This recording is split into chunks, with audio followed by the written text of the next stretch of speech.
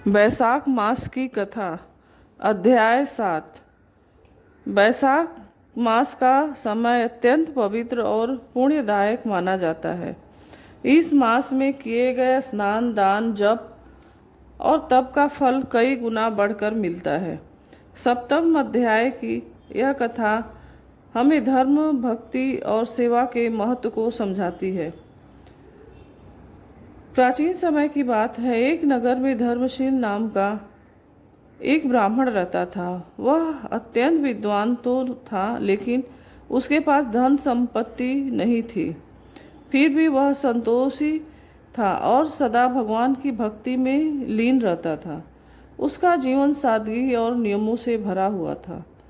बैसाख मास का आगमन हुआ। ब्राह्मण ने निश्चय किया कि इस बार वह पूरे नियमों के साथ इस पवित्र मास का पालन करेगा।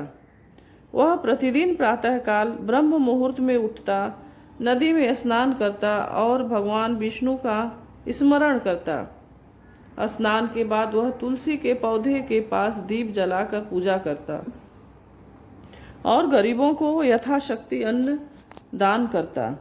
एक दिन जब वह नदी की ओर जा रहा था, रास्ते में उसे एक वृद्ध और अत्यंत दुर्बल व्यक्ति मिला। वह प्यास से व्याकुल था और चल भी नहीं पा रहा था। ब्राह्मण ने तुरंत अपना जल का पात्र उसे दे दिया।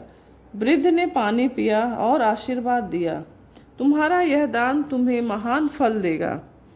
ब्राह्मण बिना देर किए आगे बढ़ गया, लेकिन उसके मन में संतोष था कि उसने एक प्राणी की सहायता की।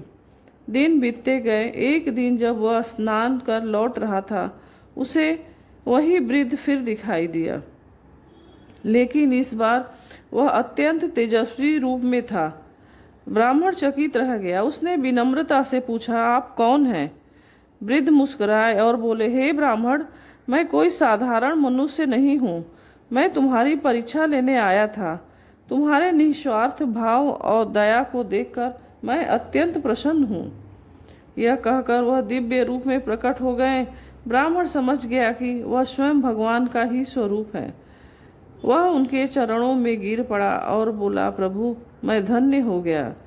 भगवान ने कहा, बैसाख मास में किया गया दान और सेवा अत्यंत फलदायी होता है। तुमने बिना किसी स्वार्थ के एक प्यासे को जल दिया, यह सबसे बड़ा पुण्य है। जो व्यक्ति इस मास में दया, सेवा और भक्ति करता है, उसे सभी पापों से मुक्ति मिलती है। भगवान ने उसे आशीर्वाद दिया और अंतर्ध्यान हो गए। उस दिन के बाद ब्राह्मण का जीवन और भी पवित्र हो गया। वह पहले से अधिक श्रद्धा के साथ बैसाख मास के नियमों का पालन करने लगा। उसकी कथा पूरे नगर में फैल गई और लोग उससे प्रेरणा लेने लगे। नगर के अन्य लोग भी बैसाख मास में स्नान, दान और पूजा करने लगे। धीरे धीरे उस नगर का वातावरण ही बदल गया। हर रोज भक्ति, सेवा और प्रेम का भाव फैल गया। एक दिन एक धनी व्यापारी ने ब्राह्मण से पूछा, हे ब्राह्मण, क्या केवल स्नान और दान करने से ही इतना बड़ा फल मिल सकता है? ब्राह्मण ने उत्तर दिया, हे व्यापारी, केवल कर्म ही नहीं बल्कि भावना भी महत्वपूर्ण होती है। यदि दान अहंकार से किया जाए तो उसका फल नहीं मिलता, लेकिन यदि दया और सेवा की भावना से किए जाए तो वही कर्म महान बन जाता है। व्यापारी ने यह बात समझ ली और उसने भी अपने जीवन में परिवर्तन किया। वह गरीबों की सहायता करने लगा और अपने धन का सही उपयोग करने लगा। समय के साथ वह नगर एक आदर्श स्थान बन गया, जहाँ हर व्यक्ति धर्म और सेवा के मार्ग पर चलने लगा। दान और सेवा सबसे बड़ा धर्म है। बिना स्वार्थ के किया गया दान ही सच्चा पुण्य देता है। भगवान सच्चे भक्तों की हमेशा परीक्षा लेते हैं। सच्चे मन से की गई भक्ति कभी व्यर्थ नहीं जाती है। जो व्यक्ति इस कथा को श्रद्धा से सुनता या पढ़ता है, उसके जीवन में सुख, शांति और समृद्धि आती है।